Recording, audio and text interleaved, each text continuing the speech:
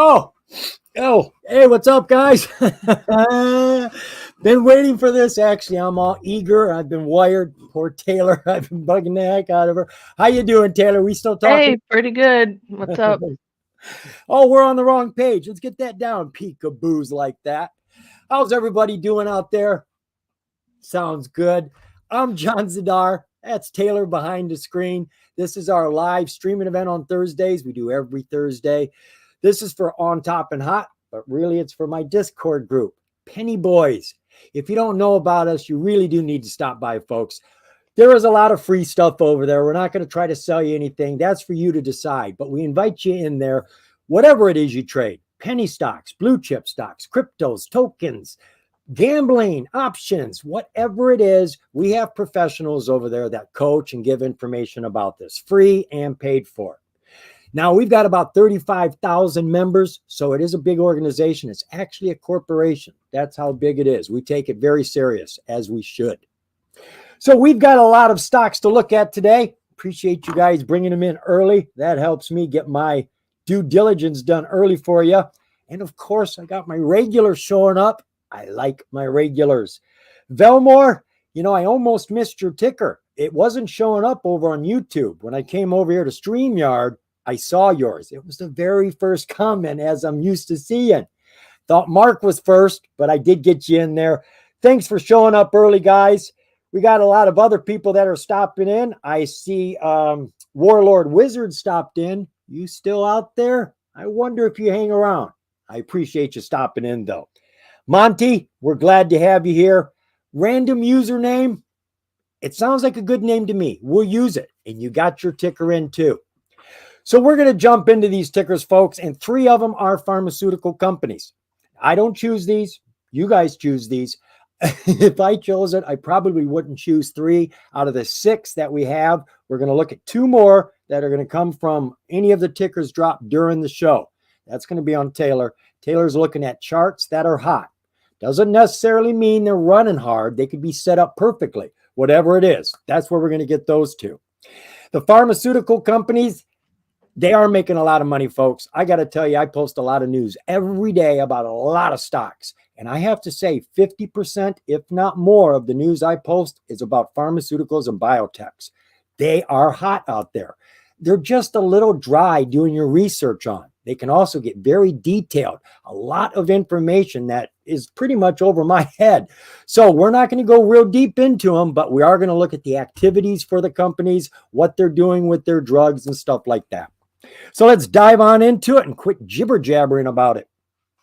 First one we're going to take a look at is IDVV. This comes from Velmore. That's right. I didn't get you in my line of notes here because I found you late, but I put you at the head of the queue. This is International Endeavors. Finished the day at 0008. Was up a little over 14% today. She's on the bottom tier of the OTC, the pink, which is the most riskiest tier because of a lack of validated information. Normally, the only validated information you get down here are these 2 green ticks. So in every video, you hear me harping to you about this because this is the only validated information. That's a little scary. Verified profile and transfer agent, so she is looking good. So what is this company about? Well, they tell us here that International Endeavors is engaged in locating, acquiring, and partnering with established companies and brands technologies, particularly in the artificial intelligence sector. The company has developed a bot technology and automated processes related to crypto. It sells or licenses these technologies. Now, if I remember correctly, we're going to read that they are getting out of crypto, may already be out of it, as far as I can tell. I haven't done deep dives here. So they've got a few different divisions. They're not all dealing with AI, if I remember correctly. This is one of them, WeTech. WeTech is their AI bot, and it is a multifunctional AI. It's a chat bot, which is very popular right now for customer service, whether it be on the phone, it sounds like a human, or if it be just chat, text. It acts like a human, responds like a human. It's pretty much what everybody is going to right now for customer service. You also have AI content and distribution. People are making videos now with AI. I mean, they don't have to do anything. I almost tried one the other day. It was going to let me make a clone of myself and then give it a script and it would make a video for me. Ooh, I'm thinking about it. You know I am. Then they've got AI video generation. Obviously, you've been hearing a lot of talk about that. We're having a difficult time telling what's fake and what's real. I do believe Hollywood is going to make very strong use of this. Special effects are just going to be blown away. You thought Terminator in the 80s was hot, and then you saw movies here in the last 3 years which are blowing your mind. We're going to see things that we never, ever thought we'd see. Then we've got custom AI applications, which is really where their money is going to be made. This is going to be into areas they aren't aware even exist yet. And we're going to touch on to one of them, which is brand new. I haven't seen anyone doing this yet, and it is in a hot sector. So taking a look at the news, I have gone back here to November and December of 2023. The reason, we have 2 resignations back there of the management. Now, again, I haven't done any deep dives. I don't know what the reasons for these are. There could be bad reasons, could be good reasons. Also, December of last year, the company announces the sale of its Baja, Mexico solar crypto project. Now, if they're into crypto, I don't see that they'd be selling anything. But again, I am telling you, I'm not doing deep dives here. So when I say they're getting out of crypto, this is the reason I said it. Maybe it's only one aspect of their crypto they're leaving. I just haven't seen anything else mentioned about crypto. The company announces that they retired 550 million shares back at the beginning of the year. That's always a good thing. Then we got 2 corporate updates here, which are very generic. They don't even give us any key words here. That's not good for a company. They really need to put stuff in here that draws you in to read these. And we are going to read both of these. So this one came out. Let me see which one's the oldest and the newest. All right, this is the oldest from July 15th. The company, now you just seen, they removed 550 million shares in January. Now they're putting more shares on. The company has taken steps to issue common stock to meet minimum market cap requirements. What? Market cap requirements on the pink? Never heard of such a thing. But they go on to say, for the pending acquisitions. So they have a company that wants the market cap to a certain point. Well, the market cap is figured out by multiplying the outstanding shares times the price. That's how you get your market cap. You have 1 billion shares and the price is $1. You got $1 billion market cap. And we're going to look at a company today that's in the billions of dollars, and she's a penny stock. And that's because she's got billions of shares. So what we're being told here is we've got acquisitions coming into the picture, but there's no information about what they are. The other piece of news came out today. The company YTech division has finalized its agreement to launch Winners Wagers, an AI-based sports handicapping service developed to assist picking winners, research, and odds management for fantasy leagues and professional sports handicapping. And then they list all the major sports, including horse betting. Currently, the service is being used by professional handicappers, and YTech plans to bring the service mainstream beginning with the NFL season. I don't follow sports, so I don't know when the football season starts. Then expanding it out to other mainstream sports. A slow launch is necessary due to the complexity that only professional handicappers understand right now. We want to make the service very simple and easy to use as we roll it out mainstream. Now, this isn't like Swiftly. Swiftly's got that mini bets. It's like Tinder. You'll be watching a game and it'll say, is this guy going to get in base or is he going to hit a home run? $5 bet. You got 20 seconds. Slide right. Yes. Slide no to pass the bet up. That is hot. That's impulse betting. This has nothing to do with placing bets or anything. It's for due diligence. It's for research, but AI is going through all of that information for you and giving you its recommendations. That could be very hot. You may want to look into it if it's that hot. Make money gambling. It's not a new concept. So let's take a look at the relative volume for the company today. Wow. She jumped. She wasn't under the radar. She was doing about 15.5 million, which is a lot of shares, but when you're cheap, it just jumped. We just went up to 0009 after market. That's not us, though. That is brokers or marketers bidding right now. We cannot bid or buy or sell aftermarket, pre-market, but people behind the scenes can. When you see aftermarket activity and it's climbing by the aftermarket people behind the scenes, that's a good sign. We're up to 154 million today, folks, over 10 times her normal volume. Share structure. We have 1.4 billion shares. Insiders own 393 million. So that gives us just a little bit over 1 billion, actually closer to 1.1 billion shares. It's a huge float. You got to be prepared for a reverse stock split whenever you see a company down on the OTC that has billions of shares and a very, very low price. Normally, we'll see these reverse stock splits when the stock gets popular and has been climbing for a while and it's closing in on a penny. We've just seen that happen over and over again. That's why I'm saying that. There's no guarantee. The other thing is you want to go through their filings or at least go over to Google and do a search, put in the company's name, ticker, put in a stockholder meeting, approval, split, consolidation. See if they have a reverse stock split approved, sitting in the lurches, waiting to happen. You don't want to get into a stock for a long hold if they do a reverse stock split in a little bit of time because it's popular right now. Taking a look at the financials for IDVV. Ooh, all right, they've been making some money. You got to put 3 zeros behind any of these numbers. So back in 2020, they were at $22,000, dropped down to $18,000. And what the heck happened in 2022? They made $1.5 million. Maybe they sold something. Maybe it was that, getting out of that crypto business down there in New Mexico. Maybe that's what fell here. And then at the end of 2023, we're at $59,000. And they are bringing in profit, whatever it is, they are in the black.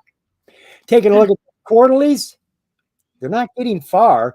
Well, it's more now. You know, our annuals were down there at 18, 22,000. Our quarterlies now are up there at 35,000. It's not a lot of money, but they are paying their own way. They are making profit. Balance sheet for the company. Not much money in the bank, cash and cash equivalents. We got about $26,000 in the bank. Total assets is 1.1 million. Liabilities is about 1/3 of that, 300,000. So we are holding positive stockholder equity, just shy of $1 million. They are making some money. They are in profit. So it doesn't look that bad. Even though it's not that good, they're not in bad shape. Disclosures for the company, probably already covered this, but let's see. Well, there's nothing there since 2017. So there you go, folks. The thing we found out there is that they've got some acquisitions planned. They had an S on the end of it there, so it doesn't look like it's one. It looks like more than one.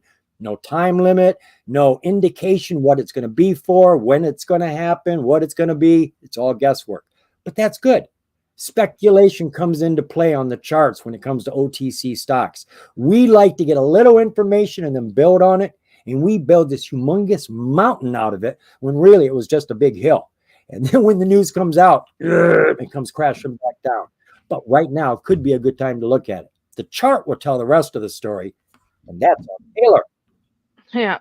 Okay, so we have looked at this about 3 weeks ago right here. This is the daily chart with Heikinaichi candles. So these lines I already had drawn. We have a couple of supports and then a big resistance here at 001. And as you can see today, we did reach above that again for the third time since we've looked at it, but was unable to hold that. So we're still in the middle of these two lines, which is 0007 and 001. So see what happened today here and here. These two candles. This one's about ready to close. I think it's on a little bit of a delay, which is fine, but it's still closing in the middle of this. It has not come above and held that, not even once. So 1 hour chart, we can see kind of what's been happening. So today we came up, hit above this and came back down, but we are using this as support still, which is that 0007. He's definitely tracking in that channel. And now, if she's tapping on that bottom, well, where does she go after she hits the bottom? Right back up to the top. So, I mean, it's a good scalp. She keeps that up. Yeah. I mean, ever since we came above this level, I mean, you can see where it was before all this. We were between 0004 and 0005. We have not gone anywhere below 0006. So that's like the lowest it's been since this big jump here. And You it's can see down bouncing here on the the volume. 200. That's a nice climb on the 200. She's coming Yeah. down, hitting hard and bouncing. So it's looking normal. Yeah. Yeah, it doesn't look terrible. It's just I think it's just taking its time potentially. So, here's the 15-minute. It's not super smooth because these are really small increments. I mean, you can't really go in Yeah, between there's these. no middle. That's right. Right. So it's going to look kind of like just either stair steps up or down or sideways. And, you can see we've just got these ebbs and flows. But it seems to be doing pretty well at that 0007 level as support. That's a Just good wish point. that we did. He's not going sideways. And when you get a 000 stock that is bouncing, that Mhm, means it's at least out of freaking bed. It's not mhm, just laying there. So at least she's bouncing around, and that's what you normally get when you start mhm. getting close to 00. So I think she's worth a watch. She's got activity. She's got some good bounces there. She's in a channel which we can track and predict to an extent.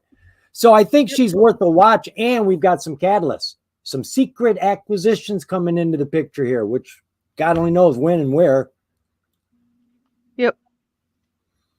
Oh, that's my cue. Silent but deadly. We are now looking at XTP 60 degrees pharmaceuticals. This came from Thebes 118. I always get your numbers wrong, but I finally got your name right, right?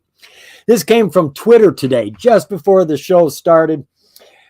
60 degrees SXTP finished today a little over 13.5 cents. She was down 7.25%. She is a penny stock on the NASDAQ, which comes with those benefits of being able to trade for free. You can buy and sell your shares, doesn't cost you anything. You can trade pre-market, after-market with major exchange stocks. You don't need any special permissions. You don't need to trade for it. It's just trading. Get in there and trade. Just remember to change the period that your order is for. It's not a day trade. It's going to be extended period, however your broker sets that up. So get that in there. And there's a lot more money, volume, and rules up on the major exchange. And all of those are good for the investors. So what is this company about? Let's see what I got over here. Ding, ding, ding. All right, we're going to use this description. 60 Degrees was founded in 2010 with a mission to realize new ways to improve and extend people's lives by discovering, developing, and distributing new best-in-class medicines for the treatment and prevention of tropical diseases. I know there's a lot of tropical in the world, but not here in America. We got a little bit of tropics, but not a whole bunch. So the company is now developing and commercializing products more broadly in infectious diseases because it was a very narrow market. So let's take a look at the news, which will bring us into the drugs that they're working with. They basically have 3 diseases that they're working on. I guess you would call it drugs. They are working on chronic fatigue, malaria, and babesiosis, which is a tick-borne disease, which is something that's come on here in the last decade. So I've gone all the way back here. It's not all the way back, actually. We're only back to May. That's a lot of news just in that a little amount of time. Now, a lot of this is about the babesiosis. They call that drug tafenoquine or something like that. They are just starting their trials on this, and they are breaking down all the steps that they are going through. So we have a lot of news here about that progressing. Then here in June, the company receives FDA orphan drug designation for it, which is going to help it move through faster. Orphan designation, there's nothing else out there. Nobody has a choice between this drug or that drug. This will be the only one out there. So let's not waste time 5-8 years trying to approve it. So they'll cut that down as fast as they can to get it out there and help people. They tell us they got their first patient enrolled in their clinical trials at the end of June. Again, they're just moving along here steadily. Announces IRB approval of clinical study. Again, just really moving forward with this. Signs clinical trial agreements with all planned trial sites for the drug. And then something a little different here. 60 Degrees awarded a contract with the U.S. Army for Arakota supply chain upgrade. Now, there's 2 pieces of these news I want to read. The upcoming clinical trial. The U.S. medical scientific community is calling for clinical studies to expand shared understanding of babesiosis, an emerging tick-borne illness. The upcoming clinical trial of the drug in treating this will be the first and only such study to date. Enrollment is planned to begin summer of 2024, and we just saw they got their first patient in, probably got more than that now. Then the most recent piece of news, which came out on the 25th of last month, 60 Degrees Pharmaceuticals awarded a contract with the U.S. Army. They say that in Q1 2024, the sales revenues increased 515% year over year to $105,000. Now, it's not a lot of money, but it is a contract with the government, and this is constantly going on with them. I was reading in the back, they've had this contract and they renew it, and they're working to help fight malaria with this drug. So Army guys actually carry this drug with them in their packs or whatever. So if they're in those areas, they have the medication already. So what was the relative volume around this company today? Ooh, big drop. Going from just under 10 million to 1.5 million today. That's a huge drop in volume. Share structure. That's not bad. Outstanding share count is just a wee bit over 12 million. I don't know what the float is. It's not going to be over 12 million. So it is a decent float no matter what it is. Market cap for the company, we're at about 1.8 million. Taking a look at the financials. What's going on there? It's been downhill. Wow, it's all over the place. They were at 2.5 million 4 years ago. Tripled that virtually to 6.3 million. Then crashed down to 500,000. And now we're half of that. 253,000. But worse than that, we're not making a profit now. We've lost all our revenue and now we're just losing money. Quarterly, looks like we're trying to turn things around. The last year we have been losing money. The money's been all over the place, up and down. It's up right now, up as high as it's been for the last year, 146,000 for the quarter, and we are making profit again. I don't know why their numbers are so wacky. Balance sheet. In the bank, we got about 3 million roughly. Total assets, 8.3 million, close at 8.4. Total liabilities is just about 1.2. So we've got healthy stockholder equity in this company, 7.2 million. So again, we're ticking all the boxes, nothing real exciting. We've got stockholder equity. We do have revenues. We do have some profits. Not great, but it's not bad. Disclosures. I know I always cover this, but I just want to give a second look. 8Ks are your material change. It'll tell you right there what it's about, and it's just a paragraph or two. This is the Army deal for the Arakota, and it was for $311,000, their new contract. So that's everything we got going on here, folks. The company has got drugs that they're making. You're going to need to go over to their website if you want to see how far along they're going. There's just a lot of information when it comes to drugs, different clinical trials, different stages. But this company, I think, has 3 different ones that they're working on. One of them is approaching phase 3, I believe. Don't quote me on that one. But as day traders, what we're really interested in are the charts. It really isn't about something from July 19th that you mentioned. July 19th. Let's see. Boink, boink, boink. The 27th, the 11th. We have nothing in the news. Let's see what we have. Anything on no, there is nothing. There's a big gap.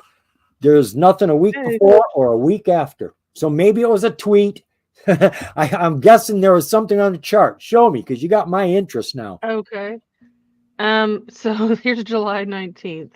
So I have this on regular candles, so it's easier to see. Wow. It looks like it opened up at around 49 cents, went up to 60 and closed at 26 cents. So it was just pump and then completely, actually it opened way up here, pumped a little and then came all the way back down.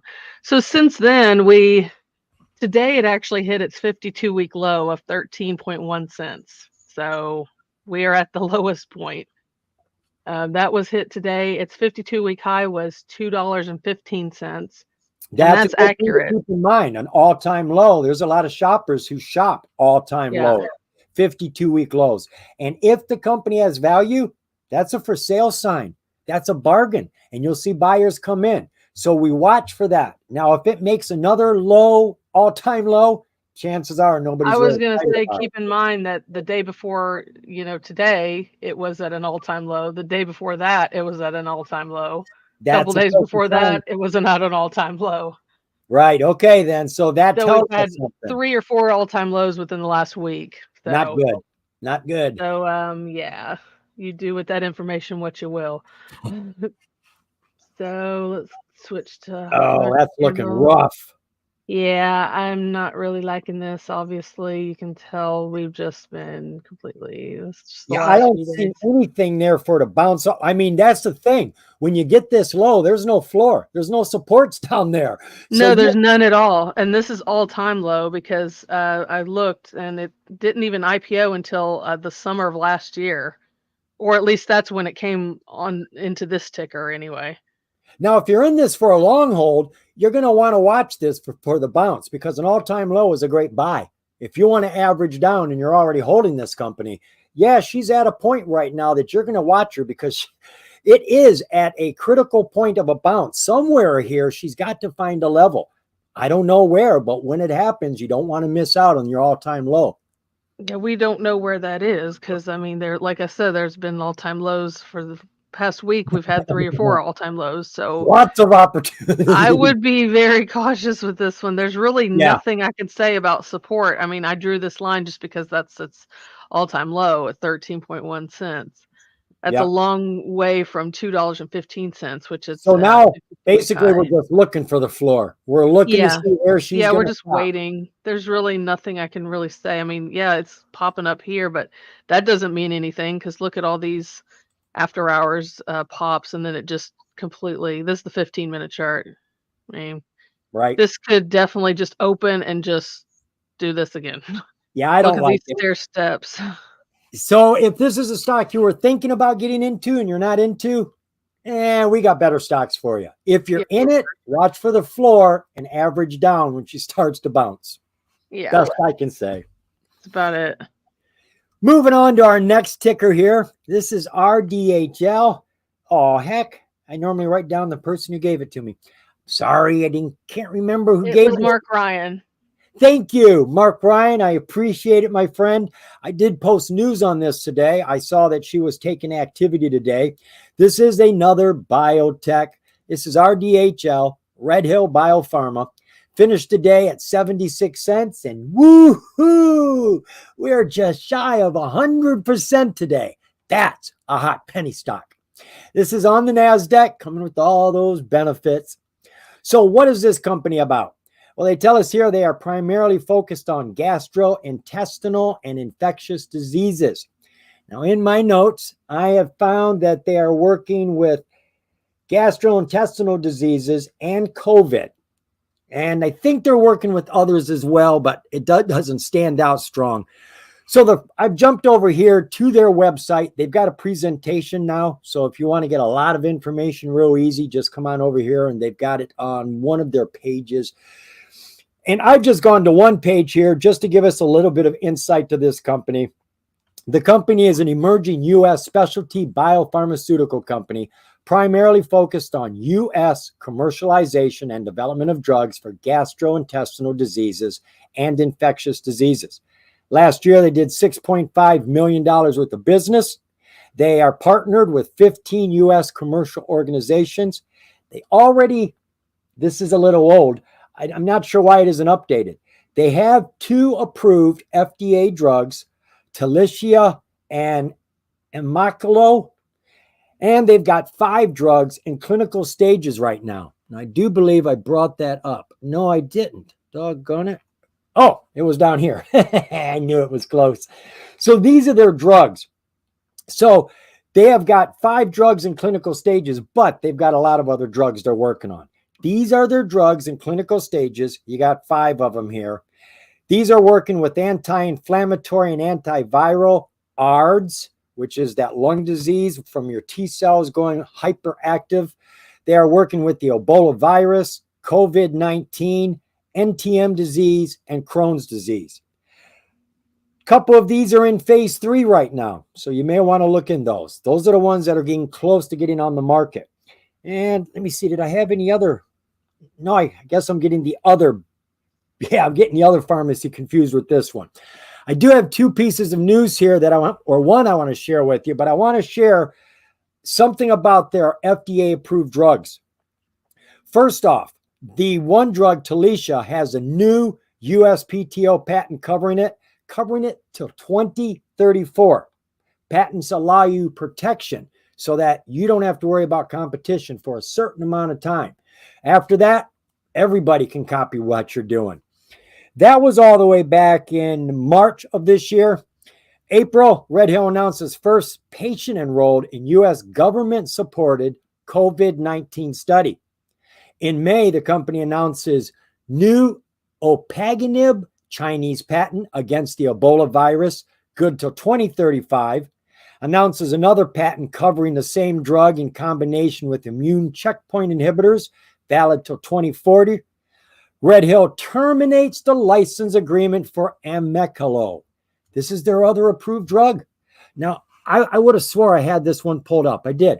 Right there we go. Today, the company announces the mutual decision with Cosmo Technology to voluntarily terminate their exclusive U.S. license agreement for Amecalo, a treatment for travelers' diarrhea. Per the terms of the license agreement, RedHill will immediately cease any commercialization of the drug upon termination of the license agreement, at which point all rights previously ascribed in the license agreement to RedHill were reverted to Cosmo. So now they've only got one FDA-approved drug that they're going to be making money on. I don't know all the details. They don't give us a whole heck of a lot of information there. So what was the relative volume around the company today? Holy cannoli. God. 305,000 shares to 355. That's over 1,000 times. That is over 100,000% gains, folks, or increase in her volume. That is a humongous bloody jump there. Wow. Share structure. God almighty. Oh, wow. So we had 100% run with 12.7 billion shares. Now, I don't know how many are on the market, that is to say in the float, because I don't know what the insiders own. But I assure you, I'll bet my left foot.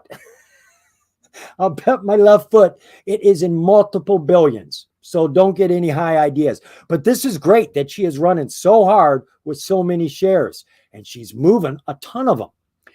Are they making money? Yeah, but not as much as they were. Over the last 4 years, their revenues have toppled from 64 million, 85 million, 61 down to 6.5. Wow, what a huge, huge drop. And of course, their profits dropped right along with that. And they're making just under 50% profit margin, which isn't bad. Quarterly reports, we get nothing over here because it's on the NASDAQ, but we do get a balance sheet. Cash in the bank, we got about 6.3 million. Total assets is about 23 million. Total liabilities is coming under it, not by much, about 21 million, which leaves us positive stockholder equity of about 2 million. So again, like all the other companies, a little stockholder equity, a little bit of revenues, a little bit of profit. We are ticking the boxes. We're just not getting too excited about it. These numbers up here, though, that's exciting. We're loving that. Disclosures, we've got a few here. I've probably already gone through them, but it's always safe to duck your head in. Newly published positive phase 3 data demonstrates 64% increase. Did we not cover that? We stopped reading the news right there. There was one more piece of news. Yeah, they just published positive phase 3 data demonstrating 64% increased efficacy with RedHill's RHB 104 for Crohn's disease. This is a disease of your gut and digesting foods and stuff like that. So that was their most recent filing, and the one before that is about a cash balance being settled. Obligations removed to Leisha lien. Looks like they've paid off some debt here. We'd have to read through that, but it's a good thing. So they've got Talisha. Looks like they've wiped out the debt for Talisha, but they've lost their other one, a Melico, or whatever the heck you call it. But they've got good reports for their one drug. They've got 5 drugs in clinical trials, 2 of them in phase 3. I think 2 of them in phase 2 and 1 in phase 1. And whenever you get a good report, even if the drug is 5 years to go, it'll pop that day. I don't know what this will do tomorrow, but it'll pop that day. Normally, it'll come back down the next day. If it's a research and development company not making revenues, this company has a little bit of revenues, so the chart may be worth watching. But that's not for me to say. That's up to Taylor, so I am out of my jurisdiction. Go ahead, Taylor. Not really. Hold on. Okay, so yes, it's doing really great, as you can see. Oh, look at that. Yeah, I have this on regular candles on the daily chart. So looks like 52-week low was 25.7 cents, and the 52-week high was $3.28. Now, you can see the volume compared to all this down here. The last run that we had went from about 30 cents all the way up to that within that 52-week high of $3.28 within, what, 4 days there. So, I mean, it's just, these candles are just all alone here. So that was quite a run, but it came right back down. A little bit higher than it was before, but still came back down. And now we're starting again. Now, I don't know if history is going to repeat itself. It definitely could. I mean, stranger things have happened. Also, I don't know if you mentioned this, but there was a stock split about a year and a couple months ago at 1 for 40 in March of 2023. So anything before this, it's going to be really wildly inaccurate. Really? I mean, we had 12 billion shares outstanding. I mean, I can't even imagine, unless they've had a lot of public offerings since then. This thing must have been about 1 trillion shares before the reverse split. Yeah, that was back in March of 2023. So the last couple of earnings, they're announcing something, but it's not really. They have had a few bad ones. There's a couple good ones. I didn't look to see exactly how it moved for each one, because some of them they don't move, some of them they do. But we have one coming up in a couple weeks on the 15th. So if you're somebody that likes to look at those earnings report, that's coming up in a couple weeks. So there's that. So is she on top of the 200 there? Yes, on the daily chart. Yeah. Okay. Oh, the daily, she's on top of the 200. Yeah. That's great. Yeah. Now look at the 1 hour. Oh my God. Yeah. It looks like she just came on the market. Right? That's sweet. Yeah. So look at the volume burst. Yeah, the run started pre-market today. So all of this in the brown area is pre-market, and this dark blue area is going to be after hours. So the bulk of the run came during pre-market hours, but it did continue to climb within the day. And in case you people don't know it, I post a ton of information, pre-market runners from 7:20 to 9:30 non-stop. I am blasting it out on all the sites that I'm on. You all get the same information. So if you're looking for stock runners in the morning, I post not only scans so you can see every single stock, I post the news. So get up a little earlier, folks. Don't get up at 9 o'clock and get ready to trade. You're probably missing runs like this every single day.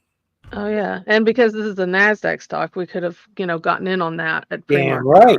So yeah, so that's good. Dropping down to the 15-minute, if it'll go. There we go. Yeah, so you can see this. This was at 6 a.m. Central Time that we started to run. I don't know. I guess news was announced or something, but that's when the majority of this pop happened. It went up to about 61 cents, and then we closed. Or a high, well, we didn't close there, but it went to a high of 80 cents. So the majority of it was during the pre-market hours. And the bottom 20 right now is a nice drop. That's a perfect drop. As long as it don't come below the 20, I think this could continue riding. That chart looks perfect. Right? Yeah. So this is the 15-minute regular candle still. Yeah, I mean, that volume was just insane. I mean, You can't turn your back on this one tomorrow. Now, looking for an entry on this, that's going to be all about pre-market. This thing is not going to be ignored tomorrow. It could crash really hard or it could start to run. You're going to have to get up early if you want to play RDH tomorrow, RD, whatever. You're going to have to get up early because this is, with that much volume, there's going to be a lot of people watching it, just like we're talking about. So it's definitely watch list worthy by all means. Just don't jump in during a surge. Wait for the dip. I know you feel like you're missing out when it's running, but these things bounce uphill. So wait for it to come down like it is right now. That's a beautiful plot. But unless you're planning on making a quick trade, you really don't want to get everything at once because you don't know. Right. Definitely. Start with like 20% of your total buy-in. Yeah. And since you're on the NASDAQ, it won't cost you to buy and buy and buy 3 or 4 times. Right.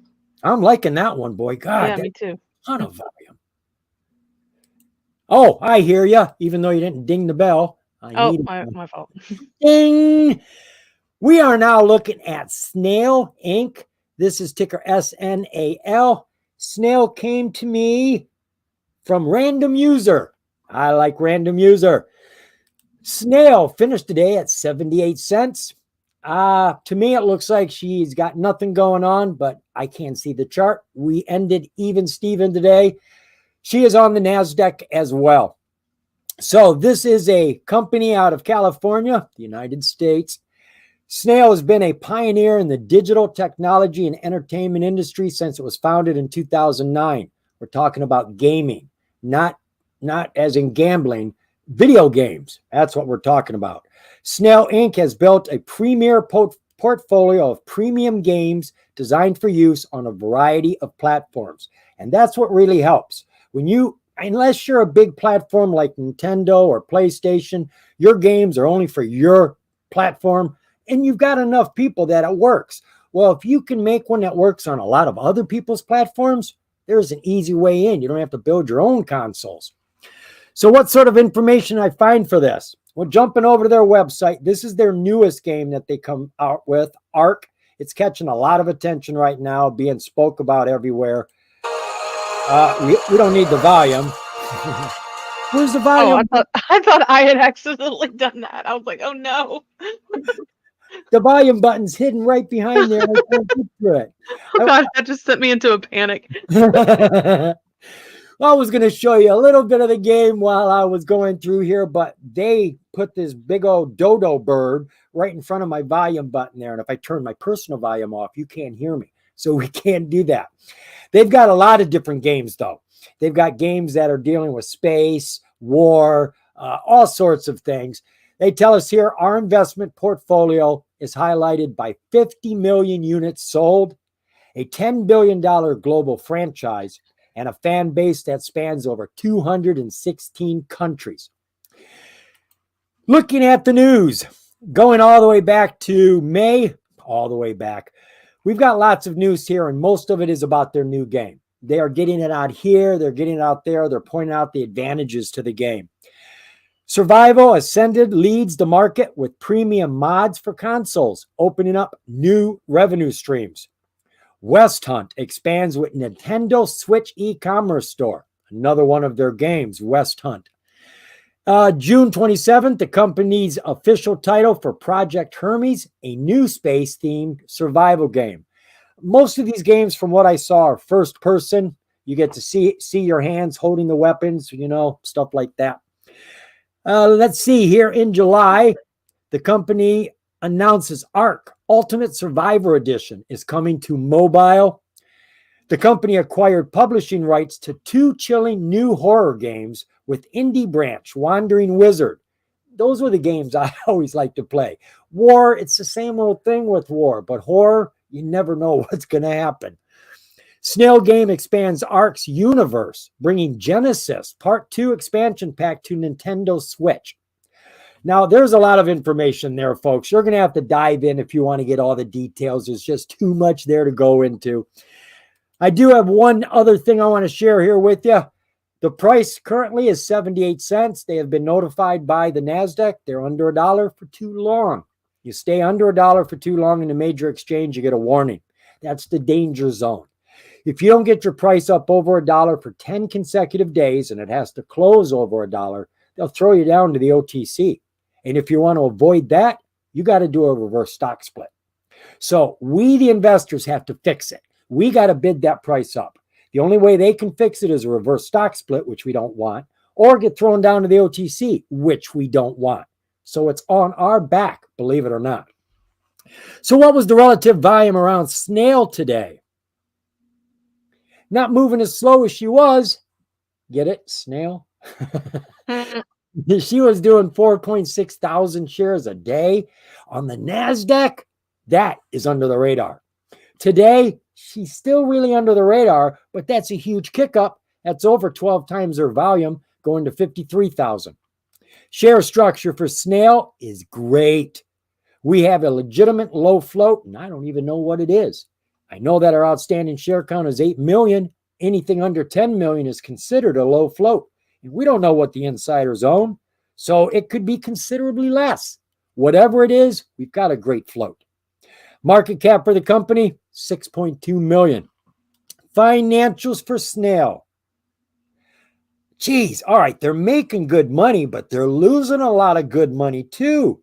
Over the last 4 years, they've dropped basically 50% of what they were doing, from 124 million down to 61 million. Yes, they are making profit, but that fell as well. They're in the black, well in the black, so we're not going to complain too much. But where did all that money go? Over the last year, numbers are all over the place, jumping from a low of 9.9 million up to 29 million at the end of 2023. 1 quarter. We do see that a lot, though. The very last quarter of a year, for some reason, has a big jump. I don't know what they're settling or balancing, but it normally shows up here. First quarter in 2024, they did 14 million. They got to keep 2 million of that. It's okay. It's not a great price. It's not a great profit margin, but we can live with it. Looking at what they've got for their balance sheet, money in the bank, about 16 million. Total assets, about 78 million. That's not bad. Total liabilities is close to that, 72.5 million. So again, we have got some stockholder equity, 5.6 million, some revenues, some profit, ticking off the boxes, nothing to get excited about, but she's clean. Looking at her SEC filings here, 8K. Notice I already read that one to you. That was the most recent one. The one behind that comes on the 25th of July. Shareholder meeting. I always read these just to see what they're voting on, their proposals. Is a reverse stock split listed in there? Nope, no stock split here. They are replacing some directors. Now, when you see them start working with directors, that's not a bad thing. You got to have directors to uplist. And you've got to have a certain number of them. And when you do get them all in place, you put it up here. Now, they're already on the NASDAQ. Directors are unbiased advice. They come in and they help the company and steer the company in the right direction, non-biasly. They get paid, but they don't have an investment in a sort of way. They've got a separate situation going here, and they're working with the directors right now. So the company looks pretty decent right now. I don't see that she's got any strong catalyst unless you're a gamer. Their volume has been dropping. They've got West Hunt that has just come out. Their new game, which we were looking at, maybe that'll help. They're on Nintendo. We heard Genesis mentioned. I don't know if that was actually Genesis, though. So some more due diligence is going to be necessary here. And I'm curious to see what the chart is, because I have no idea if this went up or down today. I can't see a thing. Can you help me with that, Taylor? Sure. Okay. So it looks like it went down. Well, it's been going down. February, we had some kind of, I don't know what this was. You might have said it and I zoned out. I'm sorry. But at the end of February this year, we had this big spike in volume. We went up to $1.50. So its 52-week high, I think was, I think I read it was $1.88. 52-week low was just a little more than 76 cents, which was hit literally just last week. So we're right here. This is the $1 level, like you were mentioning, that we need to get above in order to stay here. Right. It looked like a good support here for a while, the middle of this, spring of this year. But once we broke that, it was just whatever. This right here is between like 93, 94 cents. This looks like it's like kind of a resistance area. We've hit it several times, but not able to get really above that and hold above that. So as you can see, all these EMAs are lined up. And I didn't mention it, but they've got until December 24th to get that price up to $1. And hold above $1. Yeah, that's the problem. Yeah, it's got to get over $1 and stay close over $1 for 10 straight days. And then they're out of hot water. And if we dip back under, we just start the process all over again. Oh, frozen. Okay, so this is the 4-hour, not much different. It's a little starting to get a little barcode. You can see these are like stopping like right at like 90 cents. It's not looking that great to me. No, everything is coming down. All the SMAs, the price. Yeah, let me see what the regular candles look like. Yeah, you can't even really read that. So we'll go back to this. I mean, we have like some volume bars here, but I mean, we're just coming down. All this looks like just noise. Yeah, she's just hitting that 200 and she won't even try to get over it. And she's definitely been in a downtrend for a while. Unless you're invested in it, again, I don't see any reason to be looking at it. None of the catalysts look that hot to me, but then I'm not a gamer. I really don't know anything about that sort of thing. I do know about charts, and that chart looks a little more than pathetic to me right now. She's taken another dip to a whole new level, another all-time low. That's what it looks like she's going for. Yeah, it's a 52-week low was 76 cents, and that was last Thursday. So, and it really hasn't come up since then. I mean, it jumped up to like 86 cents and it's getting right back down. That is a very strong sign. I'll say it again, folks. When you hit a 52-week low, 3-year low, an all-time low, if you don't see a bounce off of it, I mean, pretty much immediately, that's the sign. People weren't excited to buy it. There was no deal on the table. Now, maybe if it gets even cheaper, it'll become attractive. But right now, that does not look like it's appealing to anybody. Yeah. Just my opinion. Yep. Not loving it. Ding. You're good. You'll probably find one next week on the computer. Ding. Or foghorn me and scare me. That's a good idea. No. We are now looking at ticker BLGO. This came from Brian. This is BioLargo Inc. Finished today just under 26 cents. She was up about 0.5% today. She's on the QX of the OTC. We don't see a lot of penny stocks on the QX. This is the absolute best tier on the OTC, which is not to be taken lightly. The QX is where all your good companies are that can't get onto the OTC or don't want to go to the OTC. You have lots of banks on the QX. If they have less than 2,000 investors, they don't have to pay anything to be on the market, so they don't uplist. If you're foreign, Budweiser, EasyJet, L'Oreal, all of these companies, Adidas, they're all on the QX. So we don't normally see, and they're not cheap. The QX has stocks at $10,000, $20,000 on the OTC. Absolutely. So this gives you all of the filings that you would get up on the major exchange. This is as transparent and as trustworthy as you're going to get. So the QX is a great place to be. And look at all those green ticks. She's got every single thing we're looking for, including penny stock exempt. Penny stock exempt, if you ever wonder what these mean, just click it. It'll tell you up here at the top.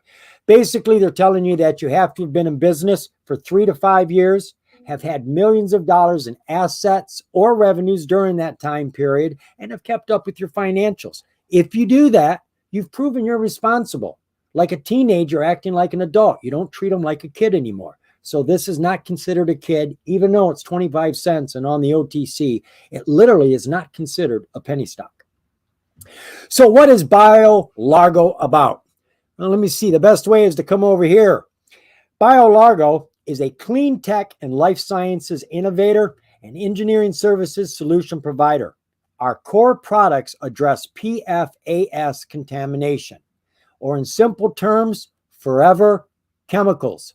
Those chemicals that have come from products we've created that have decomposed, they broke down into smaller and smaller particles, but they can never dissipate. They just get smaller and smaller. They never actually break down. And these poisons are in our water. Our bodies do not know what to do with them. We can't get them out of our water until we add the science. This company is pulling those forever chemicals out of our waters. They achieve advanced water and wastewater treatment. They control odor and VOx, improve air quality, and control infections and infectious disease. Our approach is to invent or acquire novel technologies, develop them into product offerings, and extend their commercial reach through licensing and channel partnerships to maximize their impact. And you've just caught a whole bunch of information up there. Now, I got a lot of stuff to actually share with you here. I got 1, 2, 3, 4, 5. So these are the pieces of news I want to share with you. Rather than go through the headlines, let's just dive into these pieces of news. This one came out April 15th. BioLargo PFAS removal technology meets the new U.S. drinking water standards. BioLargo's aqueous electrostatic concentrator generates a fraction of the waste product of competing technologies. The company has confirmed that its device can remove PFASs from water to meet and surpass the U.S. Environmental Protection Agency, the drinking water limits. This is excellent. I mean, if you need a stamp of approval, this is like the FDA's right there. So this is a very, very big deal. Now, from what I understand, they haven't actually put these standards in place yet. The EPA has them. This company's already passed them. They're ready to run, but I don't believe that the EPA has these set in motion yet. You'll have to do some more reading. Next piece of news came out on June 27th. The company secures multi-year Air Force Base air compliance project. The company was awarded a contract to provide air quality services to 3 New Mexico U.S. Air Force bases for up to 5 years, with the potential annual average revenue of $650,000. That's just for this contract. The new contract is in addition to ongoing environmental support work at 6 Air Force bases and is the company's largest dollar value Air Force contract to date, telling you they've got lots of them. These contracts provide regular monthly flat fee revenue to the company over the life of the contract, which the Air Force may renew each year. This was an interesting one. June 11th, BioLargo manufactures first salinity battery cells, a safer alternative to lithium ion. News to me. The company has succeeded in manufacturing its first salinity liquid sodium prototype battery cells. These newly manufactured salinity prototype cells will now be tested and validated for energy storage. So they're not approved. They haven't gotten anywhere yet. They've just created them, created a prototype. Now with in-house testing, they're going to see what goes on. I don't know. There's a lot of people working on solid state batteries, been working on them for a long time. It takes time to get through the testings on those as well. But this is something new. This is outside of their clean water, clean air technology. The other piece of news, I actually got 2, June 12th. The company's subsidiary, Clyra Medical, selects Keystone Industries to support manufacturing of its medical products. Again, I wasn't aware they were involved in this. The company announced that its subsidiary, Clyra Medical Technologies, has selected Keystone, a global manufacturer of medical, dental, and cosmetic products with distribution partners in more than 70 countries, to support manufacturing of its medical products. The relationship focuses on the build-out of scaled manufacturing capacity for the FDA-cleared BioCleanse surgical wound irrigation solution. So it's like hydrogen peroxide or saline or something like that you're spraying into your wounds to clean them. It has no after effects, no dyes, no residues, all that good stuff. Last piece of news came out June 20th. BioLargo Engineering increases the ongoing revenue with another Air Force contract. The United States Air Force work now amounts to over $100,000 in revenue per month. So now we're up to $1.2 million. We were just looking at $650 800,000. And a couple of pieces of news ago, now we're up to 1 million. And how many Air Force bases are there? And once the Air Force comes in, what do you think? Maybe Army? And what about naval ships? Do you think maybe they might need something? I'm just guessing. I was in the Navy. We made our own water on there. But I don't know if they're making it out of hydrogen. Maybe they're making it out of seawater. I don't have a clue. But let's face it, water is a commodity. Everybody needs clean water. So everybody is going to be looking for solutions, especially since we not only have PFACs in our water, but we've also got drugs. We've been told to flush our drugs down the toilets for years. And the EPA went to 50 states, all of them, and got 2 water cleansing companies, and they went to them. Every single one of them had over 18 psychotic drugs in the water that cannot be removed by any technology that we have. So if you're drinking your 8 glasses of water a day from tap water, you could be getting a heck of a lot of drugs in your system and a heck of a lot of forever chemicals. Drinking water may not be as safe as you think it is anymore. I'm just saying. Taking a look at the relative volume for BioLargo today. Okay, I was looking for some more zeros there. On the QX, she is under the radar. She's normally doing 183,000 shares a day. Today she did less than that, 140,000. Share structure, it's a basic average share count. Outstanding shares is 300 million. No clue what the float is. Don't know what the insiders own. Now, it's possible. I'm looking here. I see the DTC, which is where the shares move through when we buy and sell them. I was told that if it's a big number, you can normally count on this. Could be 184 million. Down here, it says 209 million. I know it can't be any higher than 300 million. That's as much as I can tell you. Market cap for the company, we're just about 77 million. Jumping into the financials for the company. Well, finally, somebody who's growing in revenues. Over the last 4 years, she's been growing every single year. 2.4, 2.5, 5.8, and 12.2 million. Look at that. That's a huge jump right there. Matter of fact, over the last 3 years, she's been pretty much jumping 100%. And we're getting about 50% in profit. That's a good profit margin. Quarterly reports. Not bad. Started off high at 3.7, dropped down to 1.4, and we've been climbing ever since then. Finishing off the last quarter, March of 2024, just under 5 million. And again, we are taking about 50% profit. Balance sheet for this company. We got about 5 million in the bank, just under 10 million in assets. Ooh, the liabilities are way down, 1.7 million. So we've got decent stockholder equity in this company, 8.1 million. We got decent revenues and decent profit. So we're going to tick each box twice. This one's a little bit better than most of them we've been looking at today. Disclosures for BLGO. Wow. You know, I missed these. I did not look at any of these. These are Form 4s. Form 4s are filed whenever the insiders receive or dispose of the company stock. And they can do that in a lot of different ways. But we're primarily interested when they buy them or sell them. You come in here, it'll tell you the name of who's getting them. It'll tell you where they are, what position they have in the company, the date, and then right there in the middle, this is not a purchase or a sale. You would have a code here. There would be a P for a purchase, an S for a sale. Any other letter, it isn't a purchase or a sale. I normally don't look at them. This is something else completely. It's down here as a derivative. You can normally see a little information about what it is right here. These are options. The option was issued to the reporting person as payment for $15,000 in fees due, whatever it means. Now, this may be across the board. All of them are on the first. And normally I find if one insider is doing something, they're all doing it. So that's what's going on here. So we have no purchases and we have no sales. And the last 8K, just to get a glance, was a stockholder meeting.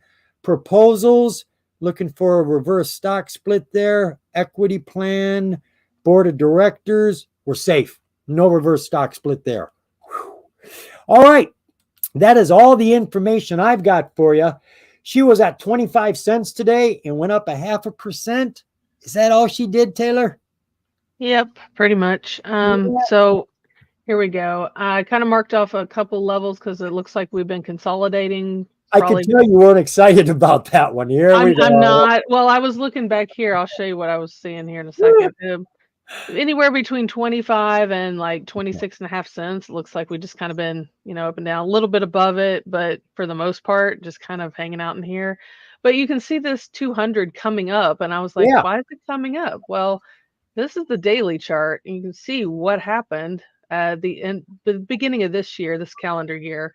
We just went completely straight up all the way to 45 cents. But still, like you said, once she started falling off of that parabolic climb, I would have expected the 200 to fall. That does look strange to me that she kept climbing all that time. That's exactly what I was looking at. Yeah, I was just kind of like, what's going on? So looking back here, it's almost like it's still just continued to climb. It's almost like, I think it's because it was just such a sharp increase. And then this came down not quite to 50%. And it came down fast. So it didn't have the 200 days for the right. So that's actually looking pretty good right now. Yeah. And it has held this level pretty much. I mean, just a couple days it went right below it, but it has, and it's actually, if you look really closely, it looks like it's tightening up a little bit too. So we're still in the middle of this, like between 25, 27, we'll just say, this little 2-cent area. So let's go down to the 1 hour.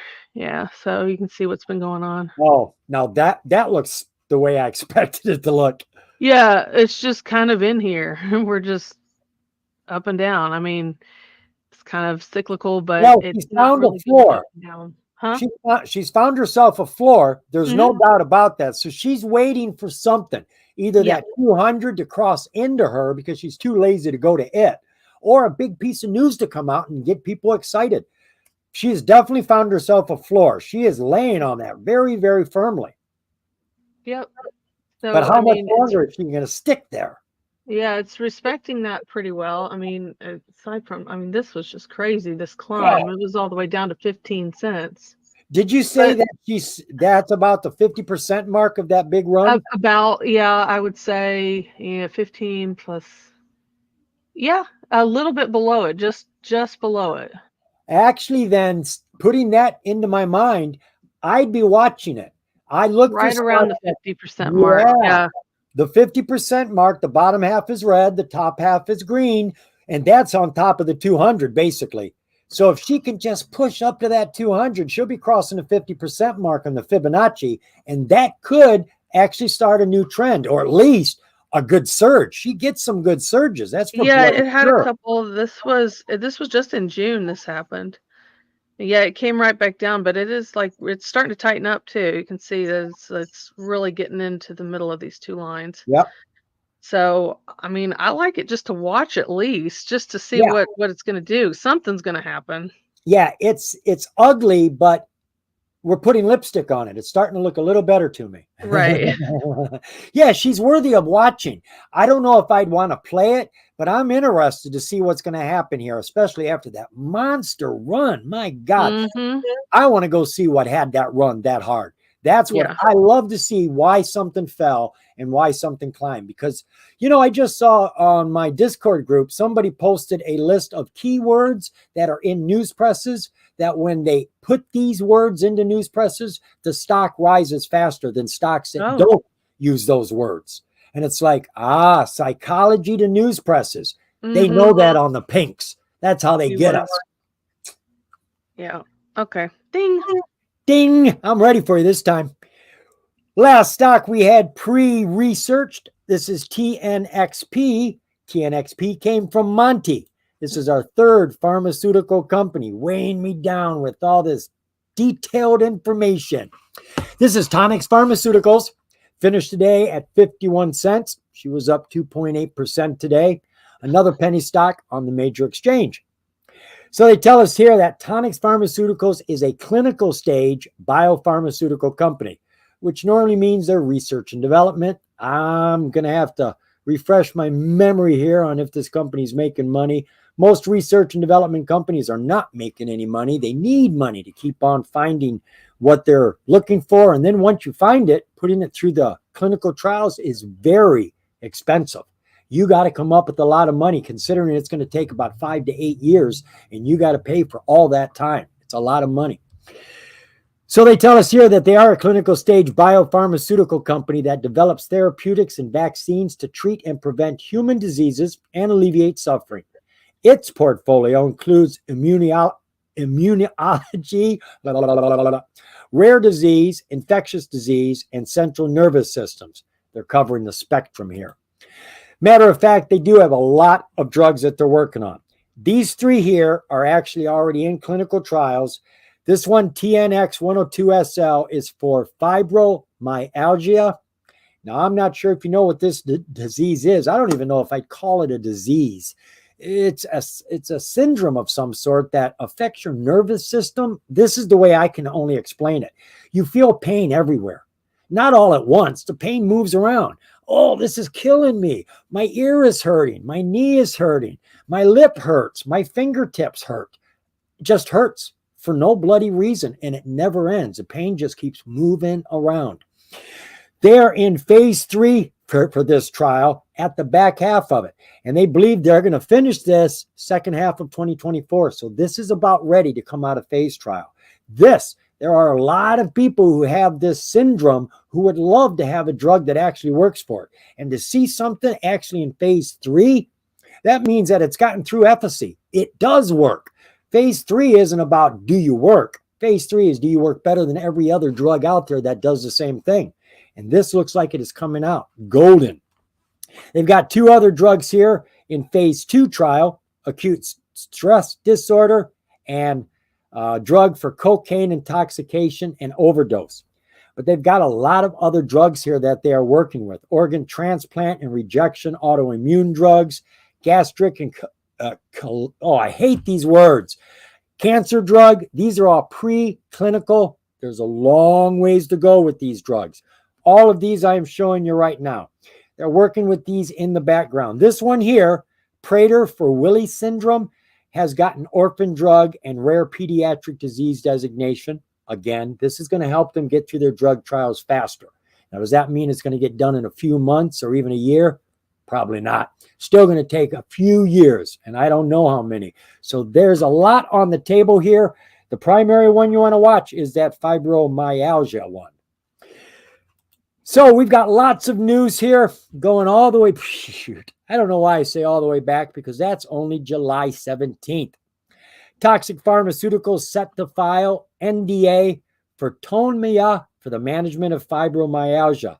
Is planned and expected to launch the second half of 2025. Beyond one bug, one drug, Tonix Pharmaceuticals secures up to $34 million in funding from the U.S. Department of Defense to develop a broad spectrum of antiviral drugs. They tell us here that the Pentagon budgeted about $2 billion for the country's biological defense just for this year. Just for this year, that much money. The DoD's Defense Threat Reduction Agency recently inked a 5-year deal with Tonix Pharmaceuticals to develop small molecule, broad spectrum antiviral agents for the prevention or treatment of infections. Tonix could get as much as $34 million in funding over the next 5 years. Back to the news. On the 31st, the last day of July, the company announces potential positive impact of the U.S. National Academies. And the last piece of news came out today. FDA recognizes fibromyalgia as a serious condition and fast tracks new drug candidates. Let me see here. I got another piece of news. Yeah. On July 30th, we entered into a certain sales agreement with Alliance Global Partners and sales agreement to sell our shares of stock for them. So this isn't the company selling the stock that they have. One of their investors wants to sell their shares, and they're going to sell it for them. How much? Well, from time to time, up to $50 million worth of shares. Why would somebody put $50 million worth of shares up for sale? That's concerning. TNXP's relative volume for today. Well, she's down about 50%, maybe 40, dropping from 3.3 million down to 1.6 million. Share structure, TNXP. Ooh, look at that. We're under 3 million shares outstanding. Float can't be any higher than that, and I don't know what it is. So all we know is we've got a super duper low float, no higher than 2.9 million. Most excellent. Market cap for the company, 1.4 million. Are they making money? They just started making money. I like that. I like companies that are just starting to come into revenues because people start watching them. They were R&D up until 2022. End of 2023, they had $7.7 million and were taking home about 40% of that in profit, $3 million.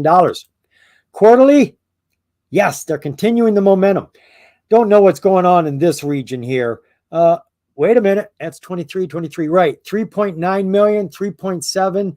First quarter was 2.4. So we are still making revenues. It's dropped a little. Profits have dropped a lot, but we're still in the black, still making money. Do we have positive stockholder equity? That's our third tick. Cash in the bank, about 7 million. Not looking bad there. Ooh, 135 million in assets. Yeah. Total liabilities is way down there, 27. So we got stockholder equity, best company shining today, $108 million. Disclosures. I think I jumped into that. 424B5, that was the one that's all blue at the top. Yeah, up to $50 million of common stock being sold for somebody else. So don't worry, that's not going to increase the float. That doesn't change the float at all. So that's what's going on with TNXP. She is climbing. She's catching some attention, but the chart tells the story for a day trader. And I'm going to let Taylor finish the story. Go ahead, Okay, Taylor. well, unfortunately, it's not the best story. So 52-week low, it's 46 cents, and that was just last week. We've had several of these fun reverse splits here. Many. So Really? many, in fact, that if you go back to when it IPO'd, it's going to show that it IPO'd at $148,000, which is wildly inaccurate. So let me just show you something else, John. Here's the regular candles. Look at all these gaps down. Wow. Yeah. Wow. Yeah. So anything that happened before June 10th, these are going to be inaccurate numbers. All right. Because this is before the split. Yeah, they don't just multiply after the reverse split. They multiply the whole chart. Yeah. So as if yesterday's prices have anything to do with today's split. yeah. So all of these, but these afterwards, like here from here to here, like from 2.15 down to $1.12, that did happen in between June 11th and June 12th. That did And happen. again, from 113 down to 65 cents, give or take. That's accurate. These are accurate. Not looking that great. I mean, look at these candles. This is just wild to me. Oh my gosh. I don't even know what to say about that. I mean, it's so much that these lines are taking over. So let's go back to Heikin-Ashi. I just wanted to point that out, how crazy that looked. Yeah, drastic movements, a lot of bad drastics. Bad, yeah. So it's 52-week low was here around 46 cents. I mean, just this is off by a tiny bit, whatever. So now we're at 51 cents. You can tell like we're not really making any strong moves to the upside, despite all that great news. I mean, it jumps up, but it's like a pump and dump type of thing, because this was pre-market hours on Wednesday, July 24th. We went all the way up to like 69 cents. But then came right back down that same day to 52 cents, which we're even lower than that now. So, I mean, it's just like coming up. You can see, look, lower highs, lower his, lower highs, lower highs. A lot of people got caught in those spikes. Yeah. So lots of lower highs here. Yeah, I'm not really sure. I'm trying to find some kind of positive. No, you can't. She's you really can't. Without any light at the end of the tunnel right now. Yeah, it just makes me sad because had some great news come up. So, but saying that, we do know that that one drug at the end of their phase 3 trial for fibromyalgia is getting there. She is getting close. Yeah. Now, I don't know how close it is. They said the back half of this year. So if that drug comes out, they will need a PUDFA, which is a license from the FDA to sell it. That will be the next hurdle. But if they get out of phase 3 approved, folks, that's going to be a rip. This thing will jump hard on that. And I don't think she's going to come back down instantaneously after that one. That would be the one to watch. So if you're looking for an entry, we are at some low prices right now. Buy 20% at a real low price. If she goes lower, buy 20% more. She starts to climb, you're going to have to scale up to get more shares. But then you're going to be there in time for the next catalyst. Fibromyalgia phase 3 trial approved, fingers crossed, and then PUDFA, the license to sell it. That's going to be big. Mm-hmm. But outside of that, I don't see anything else to consider. I mean, yeah, because it's kind of a gamble right now, but it is on the NASDAQ, so it would be free to trade if you want to take a really small position. I mean, but it's a gamble. Yes, it is. So that takes care of the 6 we had pre-researched. What did you find for us there, Taylor? I was going to look at CEOS for the first one. VetCom, CEOS. Yes, we are familiar with VetCom. I have done 3 interviews with this company. Kate is the CEO. She used to be in the military. Their business is helping vets get rated for their, what do they call it? The words escape me right now. Their inabilities, disabilities is the word I'm looking for. They get rated. And she helps them do that for, I think it's $999. You end up, getting your rate kicked up, because here's the thing. We got like 11 million vets who have disability who are primarily getting underpaid. And all that extra money the government gets to keep. And it's billions of dollars a month that the government gets to keep, and they don't have to do anything with it except what they want. This is actually the vet's money, and she helps them get higher ratings so that they get more money, anywhere from $2,800 to $4,400 a month for the rest of your life. And it's just a one-time payment. On one side of the page over, I'm just anal that way. Our relative volume for the company got close to doubling today, jumped about 40% from 613 million shares up to 1 million. She finished the day just under 4 cents, was up 2.5%. She's on the bottom tier. She's on the pink, but she's got the validated information we're always looking for. Share structure for CEOS. Got ourselves an average float here. Nothing special, nothing bad. 332 million. Nice thing is that the insiders own more than we do, and not a ton more. You don't want it to be lopsided. You don't want them to have 9/10 of all the shares, because then you got pump and dump worries. They could sell and sell a lot, and your shares would just fall. Here, they've got more shares than we do, but not by much. So we're in this together, management and investors. We got 148 million shares. Market cap is just under 13 million. Checking out the financials for the company. Now, we talk about this a lot. Their financials are a little different than most people's because they have a payment plan on theirs. I think it's 3 payments. I don't know. But because they have a payment plan, they can't show all the revenues at once. They have all the revenues at once, but they can't show them all at once. From what I understand, it was 1/6. I think I'm right about that. You'd have to watch my interviews again to find out. But I think they show 1/6 of the revenues they really have. That's all they can legally put on the paperwork. So at the end of 2023, they were at $419,000. They had just started making revenues that year. Quarterly, and notice there, the profit margin cost them $1. You got to remember, they're doing work that's on the phone. They're doing work that is talking to people. They're not having to manufacture anything or, anything like that. They're helping somebody with the government get what they're supposed to get. That's like consultation. You don't pay a lot for that. Quarterly reports, again, they're not having to pay for the work that they do. So they get to keep every single dollar. Over the last 3 quarters, they've done about $1.5 million. Multiply that out times 6. They are making more money than it looks like.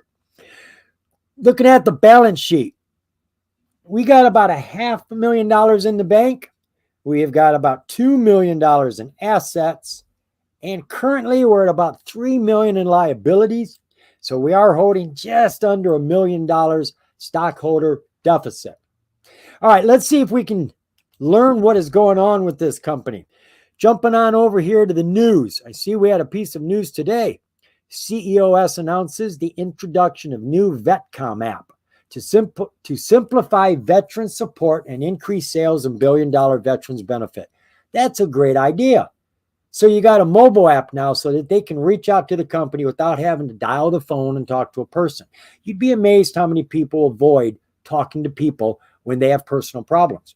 They just don't want to share that. They don't want to talk about it. But if you could go to an app and get a lot of help, you're going to have a lot more people coming in. Let's see here. CEOS, the introduction of new VetCom app. VetCom strengthens shareholder value through successful DoD skill bridge transitions. This was a big thing. It was hard to get approved. What this is when people get out of the military, they get placed by the military in a job. That is called skill bridge, because getting a job, getting out of the military can be difficult sometimes. So this company has a contract or an agreement with the Department of Defense to have these skill bridge employees come here, and they are now helping other vets get their benefits. Oh, it's a beautiful thing, folks. It's just a beautiful thing. CEOS reports 1 million in Q1 sales. See, we didn't even see that on the books. Q1 sales, $1 million. VetCom drives growth and sets stage for strong Q2 sales. And that's really what's going on now. They're growing.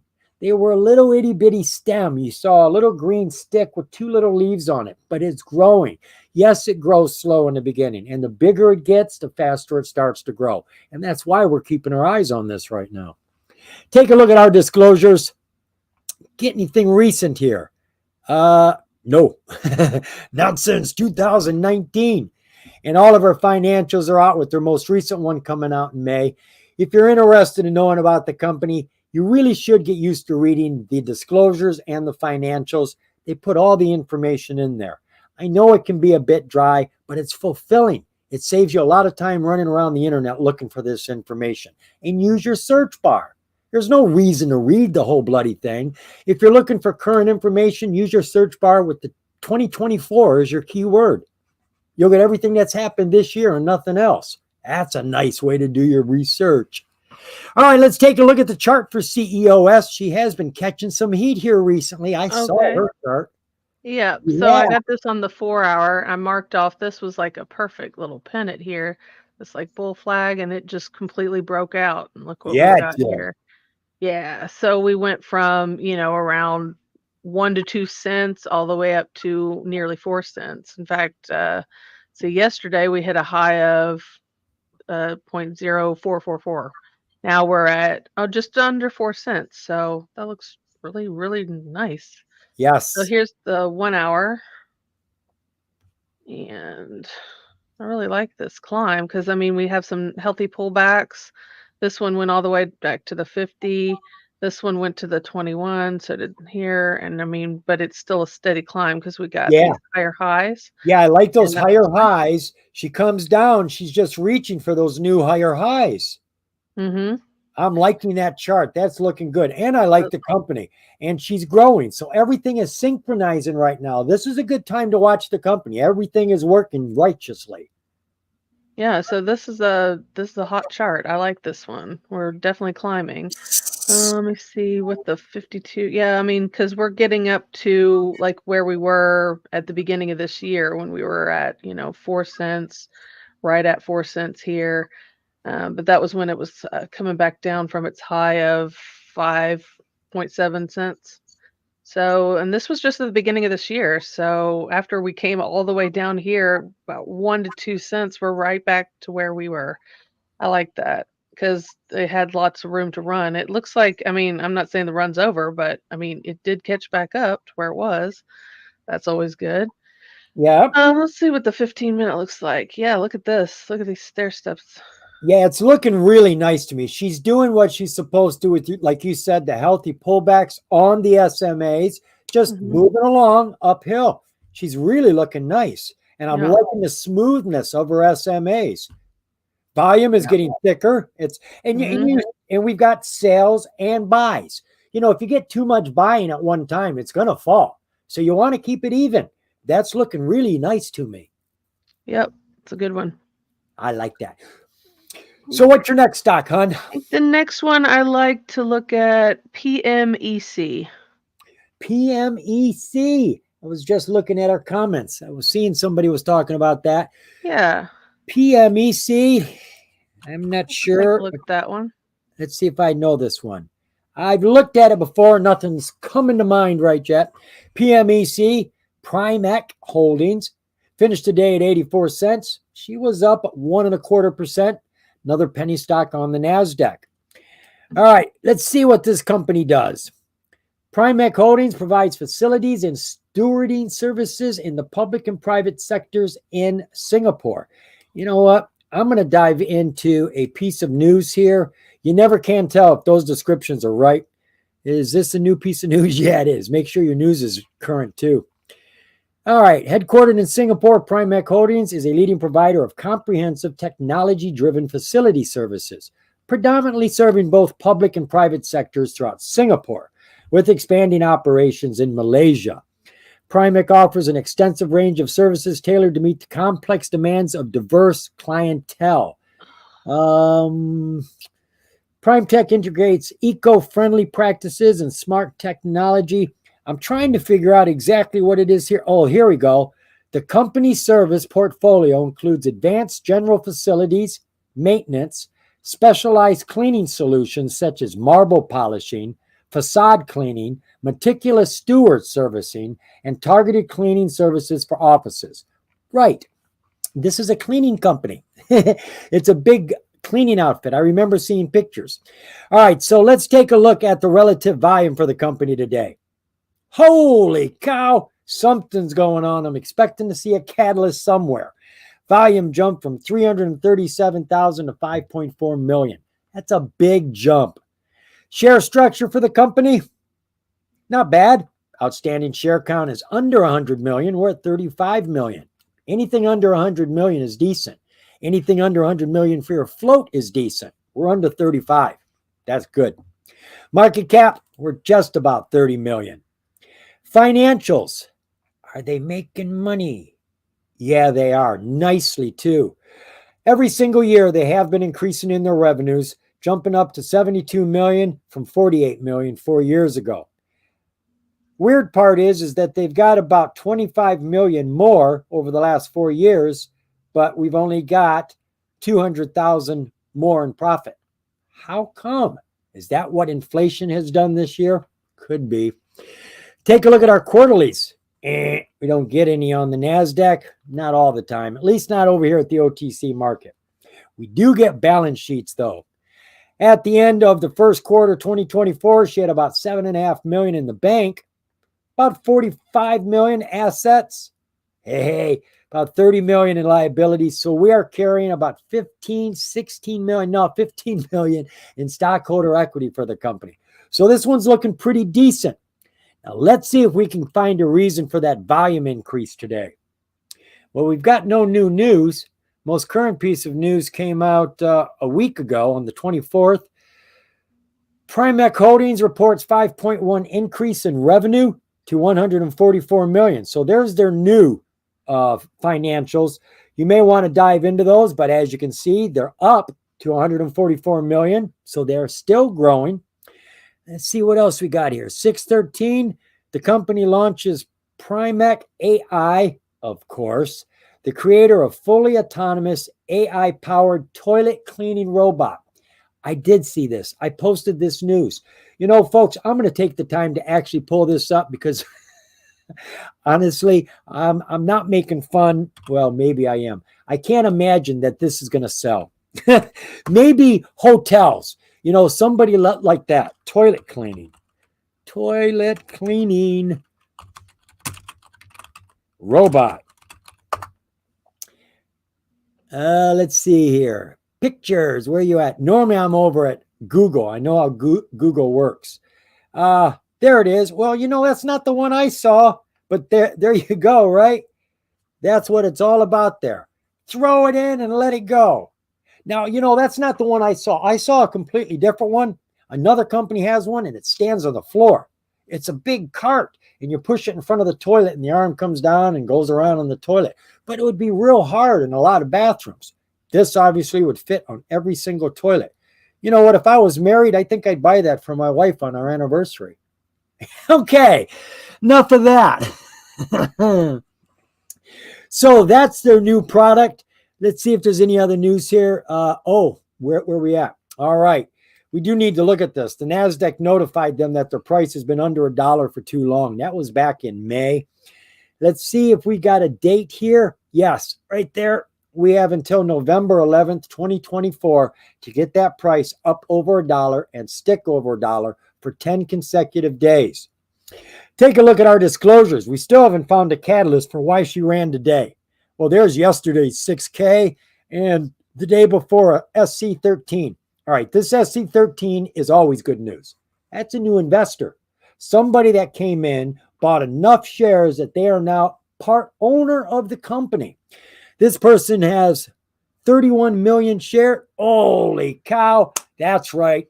Look, folks, 82% of the company. That's what these people just bought. Now, there's a lot of information here. I was trying to get to the bottom of this. I'm remembering it now. It's all coming back to me. The company is Sapphire Universe Holdings. They have just purchased 82% of this company. That is a change of control, in case that slipped your mind. And there's a lot of information down here trying to make heads or tails of this. I really couldn't get to the bottom of it. This 6K here, this one just came out. This is a proxy statement. What do we got here? They got a meeting coming up. Proposals, adopt a director statement, adopt audit financial statements for their Form 20F, re-election of directors, a payment to directors. Boy, the director's having a fun time here. No, I don't see any reverse stock splits here, so we don't have to worry about that.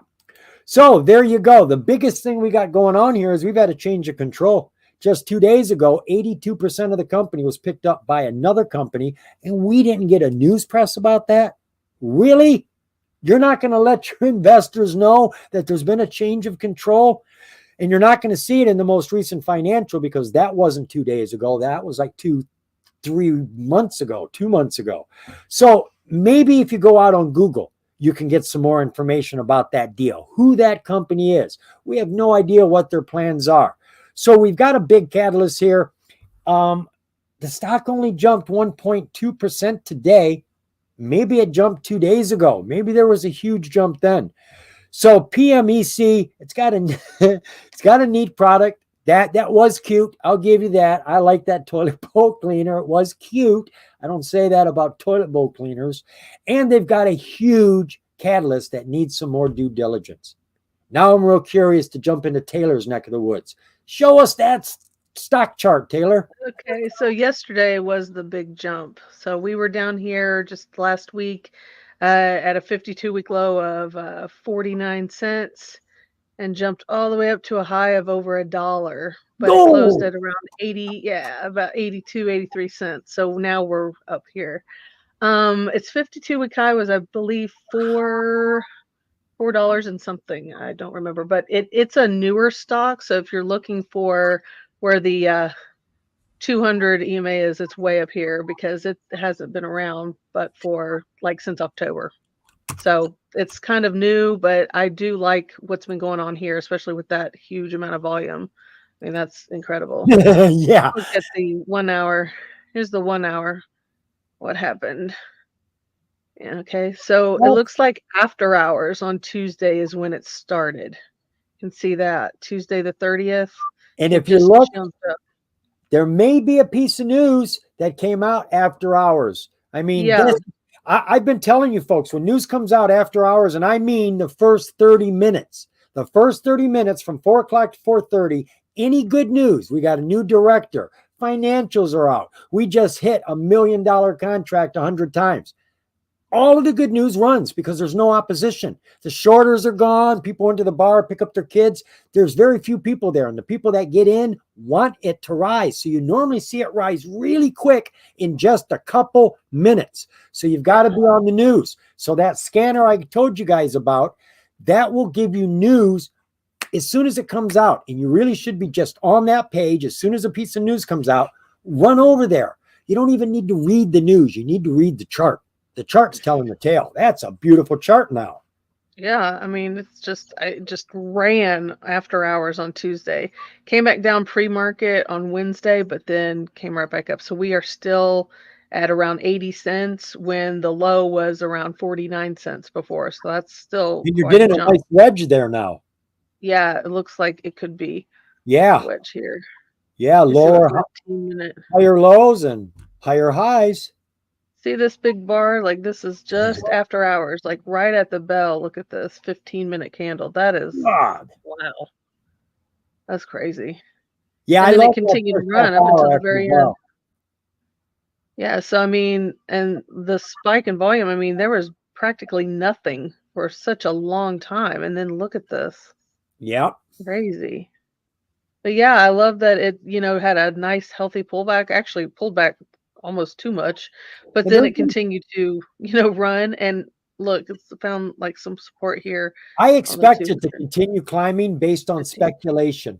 Yeah. We don't know what's going Yeah. on, but that's a huge investment. That person's coming in with plans. They've got something going on. So just that in itself, if they don't give us a piece of news, if they don't give us another disclosure and we get to let our imaginations run wild, I could see the stock running wild until they straighten us out. I don't think they want to tell us until this thing really runs. I like this one. I'm going to be watching this one tomorrow. I'm going to be watching this one for a while because Yeah. that is a big change right there. Mm-hmm. Pretty nice chart. Nice So what is information. that? Is that the 1 hour? This is 15-minute. 15-minute. These Take a are look at regular 5 candles. minutes for me. Sure. Here's what today had. Right. Oh, we can do Haikanashi if you want. There we go. I like that better. There we go. Boy, she does move a lot though, doesn't she? She moves Mhm. up, she moves down, and then she comes right back up. Yeah. I mean, with 70 cents all the way up to 90 cents. I mean, that's pretty good. And Yeah. that's just within, first hour of the day. Yeah. Yes, I am liking PMCE. Is that what the ticker was? Yeah, PMEC. Mhm. Thank you very much for that ticker. That was a hot penny stock. I'm liking that one. And the one before that, CEOS, is starting to take off too. That's a stock growing. I like that stock as well. Great job, folks. You brought us some decent stocks. I'm not excited about pharmaceuticals, but if they're making you money, you got to talk about them. And I hate talking about them. But I appreciate all that you guys add to this show. And I see a bunch of you have added tickers. Sorry we couldn't get to all of them. There's only so much time, and there's a ton of tickers out there. Paul, VRSSF, I saw that had some news today. I can't remember what it was. Hopefully, folks, you guys are looking at each other's comments here because you guys are doing all the due diligence and you're bringing it to the table here. That's what we're doing. We're just sharing due diligence with you. So if you know stuff, you got some hot tickers, don't just give us the ticker. Give us the reason it's hot and share it with everybody else. Because remember, you turn somebody on to a stock, you may have just gotten another investor that's going to help you make money. Could be. Thank you, folks, for being here. What do we got? 5:43. We're about ready to hit a record if I don't get out of here. Records don't count here. We'll be back next Thursday, 4 o'clock Eastern Standard Time. Me and my lovely co-host, Taylor. Thank you for being with me, Taylor.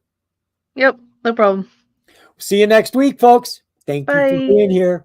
Bye-bye. I'm hitting the button. I hit it.